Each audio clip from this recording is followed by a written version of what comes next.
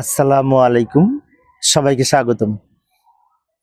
প্রিয় শিক্ষার্থী বন্ধুরা, হিসাব বিজ্ঞান বিষয়ে আজকে একজন শিক্ষার্থী প্রশ্ন করেছিল একটি, সেটি হচ্ছে রেওয়া মিলে কোন কোন লেনদেনগুলি বসে না, কোন কোন হিসাব সমূহ রেওয়া মিলে বসে না। দারুণ একটি প্রশ্ন, তাই না?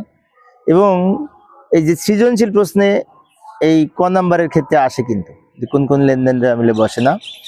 ইভেন এমসিকিউতেও আসে।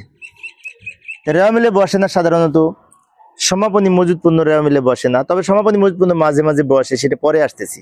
কখনো কখনো সমাপনী মজুদ পণ্য রেওয়া মিলে বসে, সেটি পরে আলোচনা করব। আগে ইন জেনারেলি কোনগুলো বসে না সেগুলো বলি।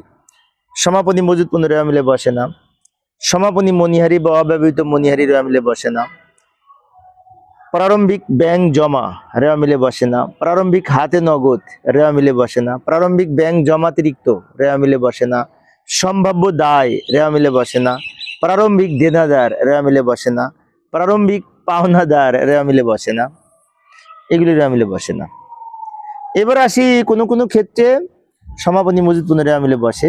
কোনো সময় যদি দেখা যায় যে রেওয়া মিলে তথ্যের ক্ষেত্রে বিক্রিত পণ্যের ব্যয় আছে, ক্রয় থাকলে সমাপনী মজুদ পণ্য রেওয়া মিলে বসে না, কিন্তু বিক্রিত পণ্যের ব্যয় যদি অঙ্কের মধ্যে থাকে তখন আবার সমাপনী মজুদ পণ্য রেওয়া মিলে ডেবিটে বসবে।